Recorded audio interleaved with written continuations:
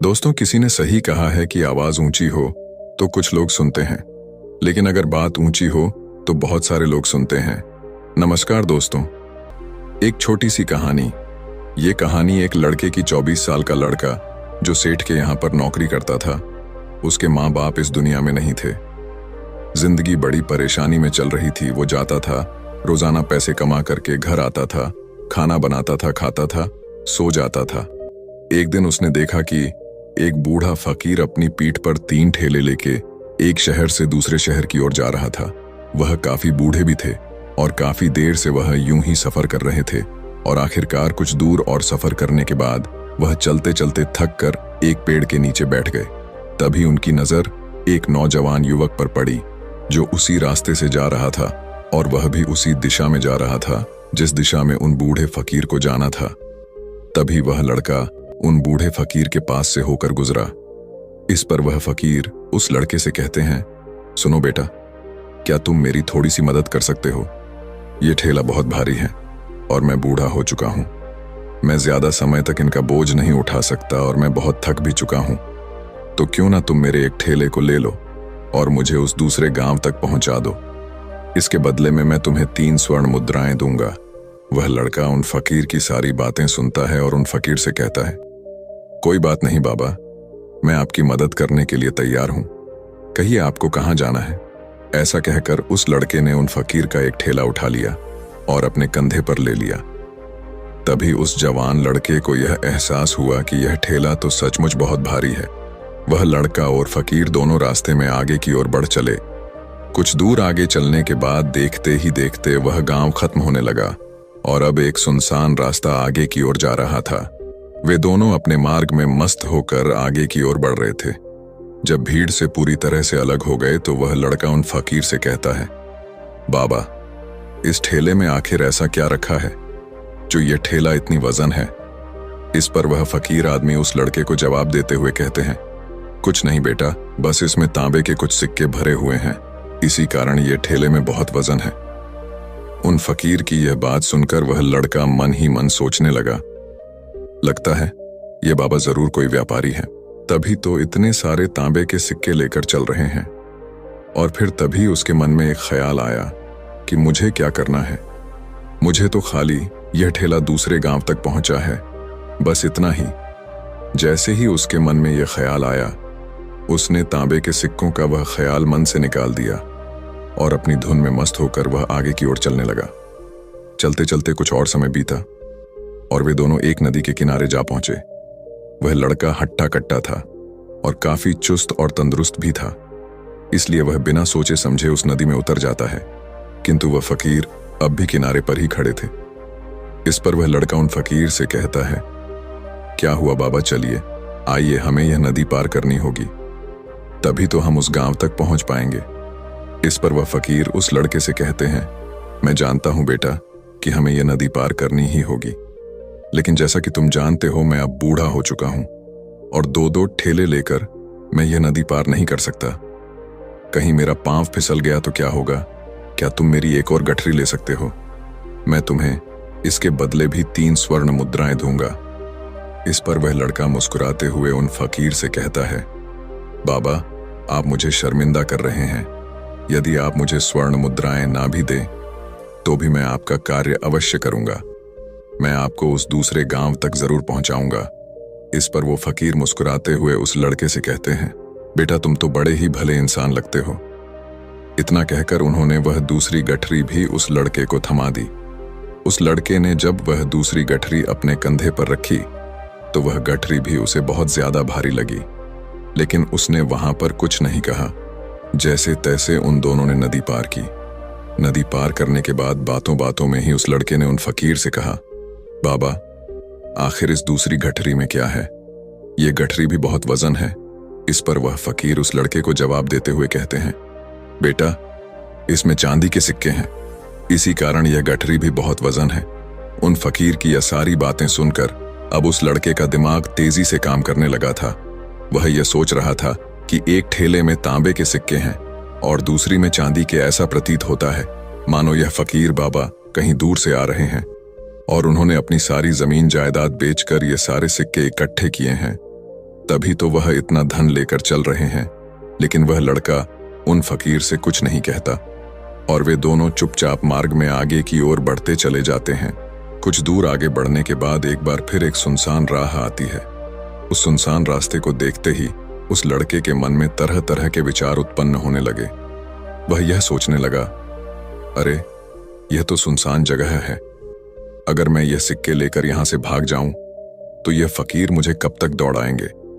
मुझे नहीं लगता कि मुझे कभी पकड़ पाएंगे और यहां पर कोई है भी नहीं जो इनकी मदद कर पाए।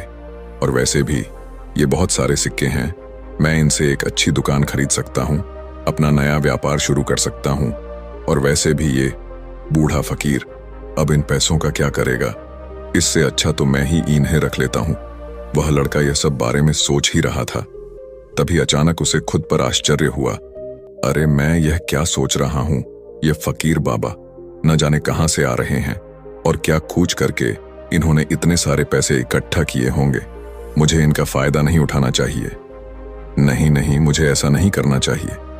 उसने कुछ देर के लिए तो अपने मन के विचारों को काबू कर लिया, लेकिन कुछ देर बाद उसके मन के विचार उस पर देखते ही देखते हावी होने लगे। वह लड़का 2 ठेले लेकर उन फकीर के पीछे पीछे चल रहा था और कुछ दूर आगे चलने के बाद एक पहाड़ी आई। इस पर वह फकीर बाबा उस लड़के से कहते हैं, बेटा यह पहाड़ी मैं नहीं चढ़ पाऊंगा, मैं काफी बूढ़ा हो चुका हूं और मेरे घुटनों में भी दर्द रहता है। यदि तुम मेरी तीसरी गठरी भी ले लो तो मैं तुम्हें 3 और स्वर्ण मुद्राएं दूंगा, लेकिन याद रखना इसे कहीं गिराना मत, कहीं ये गठरियां खुल ना जाए। इस पर वह लड़का उन फकीर से कहता है, क्यों बाबा, आखिर इसमें ऐसा क्या है। इस पर वह फकीर उस लड़के से कहते हैं, बेटा इसमें स्वर्ण मुद्राएं हैं। यह सुनकर वह लड़का मन ही मन बहुत प्रसन्न हुआ। उसने चुपचाप वह गठरी भी उन फकीर से ले ली और देखते ही देखते वे दोनों मार्ग में आगे की ओर बढ़ने लगे। अब वह फकीर बिना कोई वजन लिए हुए आराम से पहाड़ की चढ़ाई पर चढ़ रहे थे, किंतु वह नौजवान लड़का जो पीछे था वह वजन के कारण बहुत धीरे धीरे चल पा रहा था। लेकिन जब से उसने सोने का नाम सुना था उसका मन तो छलांग मार रहा था। वह मन ही मन सोच रहा था, अगर मुझे यह सारा धन मिल जाए तो मेरा पूरा जीवन तो आराम से कट जाएगा। वैसे भी यह बाबा तो बूढ़े हो चुके हैं, भला इन्हें इतने पैसों की क्या जरूरत है, इनका जीवन तो वैसे भी कट चुका है। मैं एक काम करता हूं, यह सारे पैसे लेकर यहां से भाग जाता हूं। लड़के के मन में अनगिनत विचार उठ रहे थे। लड़के का मन अब उसकी बुद्धि पर पूरी तरह से हावी हो चुका था और उस लड़के का मन अपनी बात को सही साबित करने के लिए उससे कुछ भी कह रहा था। और तभी उस लड़के के मन में एक और विचार उत्पन्न हुआ और अब की बार वह लड़का यह सोच रहा था, लगता है यह फकीर बाबा कोई चोर है, वरना इनके पास इतनी सारे स्वर्ण मुद्राएं कहां से आएंगे। अगर ये कोई व्यापारी होते तो भला ये इस तरह से पैदल यात्रा तो नहीं करते, और अगर इनके पास इतने सारे पैसे थे तो यह कोई ना कोई साधन भी तो अवश्य कर सकते थे। लगता है ये कोई चोर है और चोर से चोरी करने में भला क्या बुराई है। यह सोचता हुआ वह लड़का अब उन फकीर से तेजी से आगे की ओर बढ़ रहा था और देखते देखते वह फकीर से आगे भी निकल चुका था। और वह यह सोच रहा था कि जैसे ही इस पहाड़ की ढलान आएगी मैं 3 गठरियां लेकर भाग जाऊंगा। इससे ये सारे पैसे मेरे हो जाएंगे और मेरी गरीबी भी हमेशा हमेशा के लिए दूर हो जाएगी। मैं जो चाहूंगा मैं वो कर पाऊंगा, मेरे पास बहुत सारा धन होगा। और देखते देखते वह दोनों पहाड़ की चोटी पर पहुंच गए और अब ढलान का रास्ता शुरू होने वाला था। तभी वह लड़का उन फकीर से नजरें बचाकर वह 3 गठरियां लेकर भागता हुआ आगे बढ़ गया। अब उसे अपना शरीर बहुत हल्का महसूस हो रहा था, मानो उसे उन 3 ठेलों का वजन तक न मालूम पड़ रहा हो। काफी दूर दौड़ते दौड़ते किसी तरह से वह अपने आप को बचते बचाते अपने घर पहुंचा। उसकी खुशी का कोई ठिकाना नहीं था। उसने सोचा, क्यों ना मैं जल्दी जल्दी इन गठरियां में से वो सारे पैसे निकाल लूं।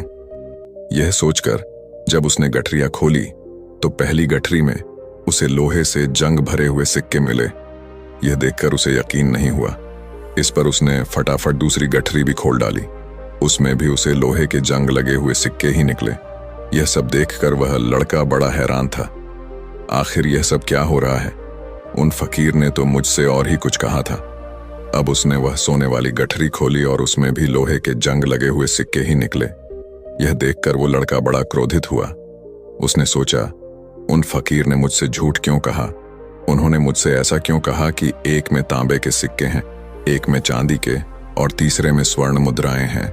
वह यह सब सोच ही रहा था कि तभी उसकी नजर उस थैले में पड़े एक पत्र पर पड़ी। उसने वह पत्र उठाया और उस पत्र में लिखा था, यह पूरा नाटक ईमानदार व्यक्ति की खोज करने के लिए रचा गया है और मैं इस राज्य का राजा हूं। मेरी कोई संतान नहीं और इसीलिए मैंने यह षड्यंत्र रचा है ताकि मैं अपने राज्य में किसी एक ऐसे ईमानदार व्यक्ति की खोज कर सकूं जो मेरे बाद इस राज्य का राजा बन सके और इस राज्य भार को संभाल सके। और इस राज्य का भार वही संभाल सकता है जो पूरी तरह से ईमानदार हो, जिसके मन में किसी प्रकार का कोई लालच ना हो। इतना पढ़ते ही वह लड़का जोर जोर से चिल्लाने लगा। वह सर पकड़कर बैठ गया। वो यह जानता था कि यदि वह अपने मन के विचारों पर काबू कर लेता तो उसका जीवन संवर सकता है, लेकिन वह अपने मन के विचारों पर काबू नहीं कर पाया। दोस्तों, महात्मा बुद्ध कहते हैं कि मन ही सब कुछ है। आप जो सोचते हैं वही बनते हैं। इसलिए आपका सबसे बड़ा दुश्मन भी आपको उतना नुकसान नहीं पहुंचा सकता जितना कि आपके मन के यह अनियंत्रित विचार पहुंचा सकते हैं। महात्मा बुद्ध कहते हैं, अपने भीतर ध्यान से देखो। हमारे भीतर जो विचार चल रहे हैं वही विचार शब्द बनते हैं और शब्द कर्म के रूप में प्रकट होते हैं। बार बार दोहराने पर कर्म बर्ताव में बदलता है और धीरे धीरे समय के साथ बर्ताव चरित्र में परिवर्तित हो जाता है और यही चरित्र हमारे भाग्य का निर्माण भी करता है। इसलिए हमें हमेशा अपने विचारों के प्रति सजग होना बहुत आवश्यक है। हमें जागरूक होना बहुत आवश्यक है। हमें यह जानना जरूरी है कि हमारे मन में किस प्रकार के विचार आ रहे हैं। आगे महात्मा बुद्ध कहते हैं कि कमजोरी हमेशा छोटे विचार से शुरू होती है। यह एक बीज के रूप में होती है और यदि इस बीज को नष्ट न किया जाए तो यह छोटा सा विचार बहुत जल्द ही एक विशाल वृक्ष का रूप ले लेता है और हमारी बुद्धि की सोचने और समझने की क्षमता को पूरी तरह से नष्ट कर देता है। जिस प्रकार आपने इस कहानी में देखा किस प्रकार उस जवान लड़के का मन उस पर हावी हो चुका था और उसकी सही और गलत सोचने की क्षमता पूरी तरह से नष्ट हो चुकी थी, जिस कारण वह यह समझ नहीं पाया कि उसे क्या करना चाहिए और उसके लालच ने उसके भीतर इतनी ऊर्जा भर दी कि वह तीनों ठेले उठाकर इतनी तेजी से वहां से भागता आगे भी बढ़ गया।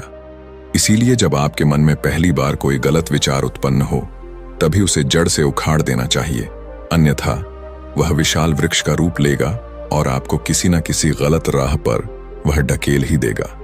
आप चाहकर भी उसे रोक नहीं पाएंगे। लेकिन अब आपके मन में यह प्रश्न उठ रहा होगा कि हम भला अपने मन के विचारों को कैसे नियंत्रित करें। हमारा मन तो इतना चंचल है, वह इतना शक्तिशाली है कि वह हम पर हावी हो ही जाता है। हम चाहकर भी उस पर नियंत्रण नहीं कर पाते। इसका जवाब में महात्मा बुद्ध हमें दो बातें समझाते हैं। पहली बात, सही इरादा विकसित करो। कई बार आपने देखा होगा कि आपके मन में कुछ और होता है किंतु आप कहते कुछ और है, क्योंकि आपके मन के भीतर जो कुछ बसा है वही आपके मुख से बाहर भी निकल रहा है।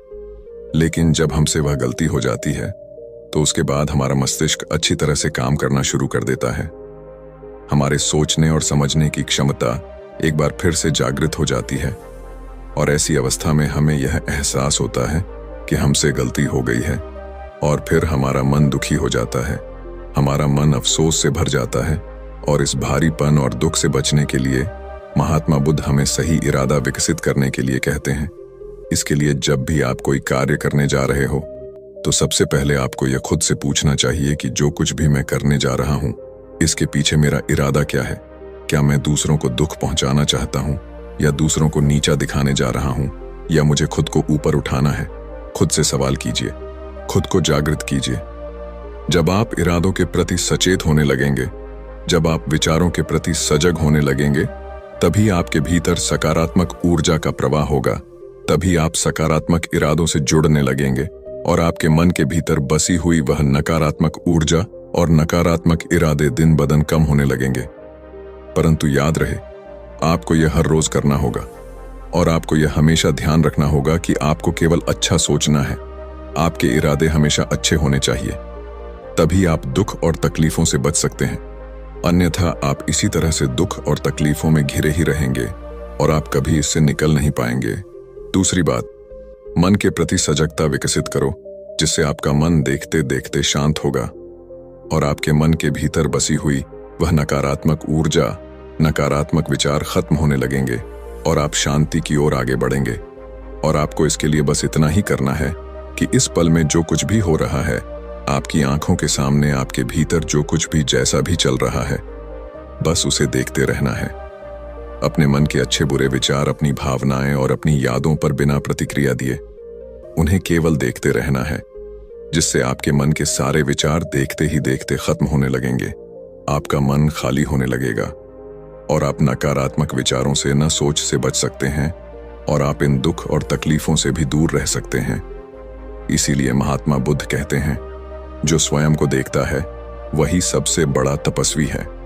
अर्थात जो अपने मन में चल रहे उन विचारों को बिना प्रतिक्रिया दिए हुए केवल देखता है और उन पर कोई भी प्रतिक्रिया नहीं करता, बस उन्हें देखता और समझता है, वास्तविकता में वही मन पर नियंत्रण भी कर सकता है और वही अपना जीवन सुखी और खुशहाली तौर पर जी सकता है। इसलिए यदि आप भी अपने जीवन को सुखी और खुशहाल बनाना चाहते हैं, तो आपको सबसे पहले अपने मन पर नियंत्रण साधना ही होगा। अपने मन को खाली करना ही होगा। अपने मन के विचारों के प्रति आपको सजग होना ही होगा। दोस्तों, उम्मीद है कि आपने आज की इस वीडियो से जरूर कुछ ना कुछ सीखा होगा। अगर आपको ये कहानी अच्छी लगी हो तो इस वीडियो को लाइक करें और हमारे चैनल मोटिवेशन बुद्धा को सब्सक्राइब करें। हम मिलते हैं अगली वीडियो में। धन्यवाद।